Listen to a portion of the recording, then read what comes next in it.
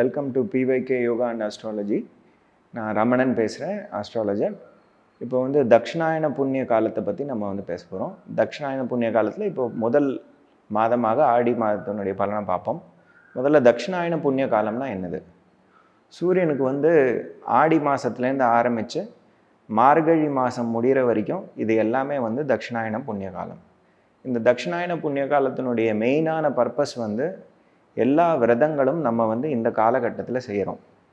மெயினாக பித்ருக்களுக்கு செய்ய வேண்டிய காரியங்கள், அது சாத்துர்மாசிய விரதம்னுட்டே சொல்லுவாங்க. இந்த 4 மாதங்கள் ஆடி மாதத்துலேருந்து ஆரம்பித்து ஐப்பசி மாதம் வரைக்கும் இருக்கக்கூடிய காலம் எல்லாமே விரத காலங்கள்.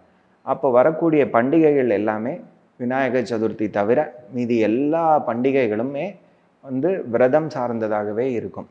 இந்த விரதத்தை இருப்பதனால் நமக்கு இருக்கக்கூடிய பித்ருதோஷங்கள், நமக்கு இருக்கக்கூடிய கர்ம தோஷங்கள் எல்லாமே நீங்கி நம்மளை ஒரு பாசிட்டிவான இதுக்கு எனர்ஜிக்கு கொண்டு நம்மளை முன்னோக்கி கொண்டு போகக்கூடிய ஒரு காலமாக இந்த தக்ஷிணாயன புண்ணிய கால விரதங்கள் நம்மளை கொண்டு போகும். அதுக்காக வேண்டிய இந்த தக்ஷிணாயன புண்ணிய காலம் ரொம்ப இம்பார்ட்டண்ட்டான ஒரு விஷயம். இப்போ ஆடி மாதத்தினுடைய பலனை நம்ம பார்ப்போம். வணக்கம். இப்போது துளாராசி அன்பர்களுக்குரிய ஆடி மாத பலனை பார்ப்போம். துளாராசி அன்பர்கள் அப்படின்னு சொல்லும் பொழுது நம்ம சித்திரை 3-4 பாதங்கள், அதே மாதிரி சுவாதி 4 பாதங்கள், விசாகம் 3 பாதங்கள் கொண்டவர்கள் எல்லாம் துளாராசி அன்பர்கள். இப்போ துளாராசி காலபுருஷனில் 7வது ராசி. இவருக்குரிய ராசி அதிபதியான சுக்கிரன் இந்த காலகட்டத்தில் எப்படி இருக்கார், அதே மாதிரி கிரக அட்டவணையை பார்ப்போம். இப்போ ராசிக்கு 5ஆம் இடம், அதாவது கும்பத்தில் சனீஸ்வரர் வக்கரமாக இருக்கார். 6ஆம் இடத்துல ராகு பகவான் இருக்காங்க. 8ஆம் இடத்தில் 7 செவ்வாயும் குரு பகவானும் இருக்காங்க. இவங்களுக்கு 10ஆம் இடமான தொழில் ஸ்தானத்தில், உத்தியோக ஸ்தானத்தில் சூரியன், சுக்கிரன், புதன் இருக்காங்க. ஜூலை 31க்கு அப்புறமா சுக்கிரன் சிம்மத்துக்கு வராரு. 12ஆம் இடத்துல கேது இருக்கார்.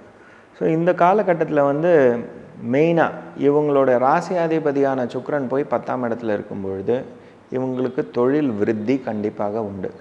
அதற்கும் மேலே இவங்களுக்குரிய லாபாதிபதி, பாதகாதிபதியான சூரிய பகவானும் அங்கேயே இருக்கார். இவங்களுக்குரிய யோகாதிபதி, அதாவது பாக்கியத்தை கொடுக்கக்கூடிய பாக்கியாதிபதியான புதனும் அங்கேயே இருக்கார். அவர் வக்கரமாக இருக்கார். ஸோ இவங்களுக்கு ஆல்ரெடி சனீஸ்வரர் 5ஆம் இடத்துல வக்கரமாக நல்லா ஸ்ட்ராங்காக இருக்கார். ஸோ இந்த காலகட்டத்தில் இவங்களுக்கு தொழில் விருத்தி, தொழில் சார்ந்த லாபங்கள், அதே மாதிரி இடம் மாற்றம், தொழிலுக்காக வேண்டியான எக்ஸ்பேன்ஷன் எல்லாம் பண்ணக்கூடிய காலகட்டமாக இது இருக்கும்.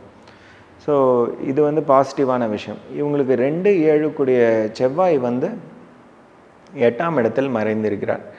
2-7 செவ்வாய் 8ஆம் இடத்துல மறையும் போது இவங்களுடைய பார்ட்னர்கிட்டேருந்து வரக்கூடிய லாபங்கள், இவங்க லைஃப் பார்ட்னர்கிட்டேருந்து ஏதாவது வரக்கூடிய லாபங்கள்லாம் இவங்களுக்கு வரக்கூடிய காலமாக இருக்கும்.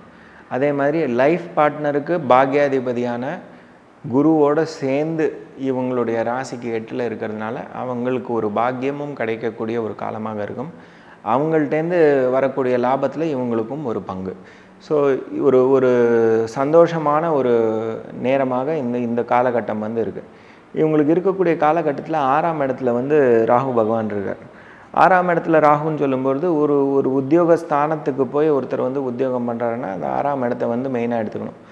அந்த 6ஆம் இடத்துல ராகு இருக்கிறதுனால ஒரு பாசிட்டிவான என்விரான்மெண்ட் அப்படின்னு சொல்ல முடியாத ஒரு என்விரான்மெண்ட்டில் இருக்கார். அதுக்கும் மேலே வீடு கொடுத்த குரு பகவான் அந்த க்ஷேத்திரத்துக்கு 3ஆம் இடத்துல போய் உட்காந்துருக்கார். அந்த க்ஷேத்திரத்தினுடைய அதிபதி கரெக்டாக 10ஆம் இடத்துல இருக்கிறதுனால ஒரு தொழில் விருத்தி இல்லை ஒரு தொழில் மாற்றம் இவங்களுக்கு இந்த காலகட்டத்தில் இருக்கும். 7 பார்ட்னர் போய் 8ஆம் இடத்துல மறைவது அப்படின்னு சொல்கிறது தொழில் பார்ப்பவர்களுக்கு அவ்வளவு பெரிய உகந்த காலம் அப்படின்னு சொல்ல முடியாது. ஆனால் சொந்த தொழில் பார்க்குறாங்க அப்படின்னு சொன்னாக்க அவங்களுக்கு இந்த காலகட்டம் ரொம்ப நல்லா இருக்கக்கூடிய ஒரு காலகட்டமாக இருக்குது.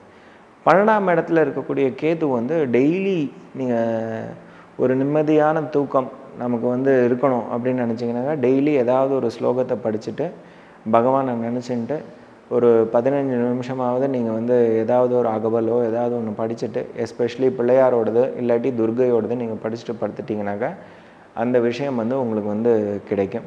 நிம்மதியான தூக்கமும் கிடைக்கும். இந்த 6ஆம் இடத்துல இருக்கக்கூடிய ராகு வெளியில் போய் வேலை பார்ப்பவர்கள் அப்படின்னு இருக்கிறவங்களுக்கு டெய்லி துர்கையை நீங்கள் நமஸ்காரம் பண்ணுறது நல்லது. துர்கையினுடைய 32 நாமாவளி இருக்குது, அந்த ஸ்தோத்திரங்களை சொல்வது நல்லது. அதே மாதிரி செவ்வாய் வெள்ளிக்கிழமை அன்றைக்கி போய் துர்க்கைக்கு விளக்கேற்றி வருவதும் உங்களுக்கு வந்து நல்ல நிவர்த்தியாக இருக்கும். இதை வந்து நீங்கள் பண்ணிக்கோங்க. மற்றபடி 5ஆம் இடத்துல இருக்கக்கூடிய சனீஸ்வரர் வக்கரமாக இருக்கிறதுனால நமக்கு வந்து குழந்தைகள்கிட்டேருந்து வரக்கூடிய ப்ராக்ரஸில் வந்து ஒரு சின்ன தடையாகவோ டிலே ஆகக்கூடிய ஒரு காலமாகவோ இருக்கலாம். அது ஒரு ஒரு சின்ன டிலே தான். அது இட் இஸ் நாட் டினையல். அது கிடைக்காமல் போகாது. ஒரு காலகட்டத்தில் உங்களுக்கு கண்டிப்பாக அது கிடைக்கும். அதை பற்றி நீங்கள் ஒரி பண்ண வேண்டிய அவசியம் கிடையாது. இது வந்து ரொம்ப நல்ல காலகட்டம். ஜூலை 31க்கு அப்புறமா இன்னமும் ஒரு குதூகலமான விஷயம், ஒரு நல்ல விஷயம் வந்து உங்களுக்கு வந்து லாபகரமாக உங்களுக்கு கிடைக்கக்கூடிய ஒரு காலமாக இருக்கும். நன்றி.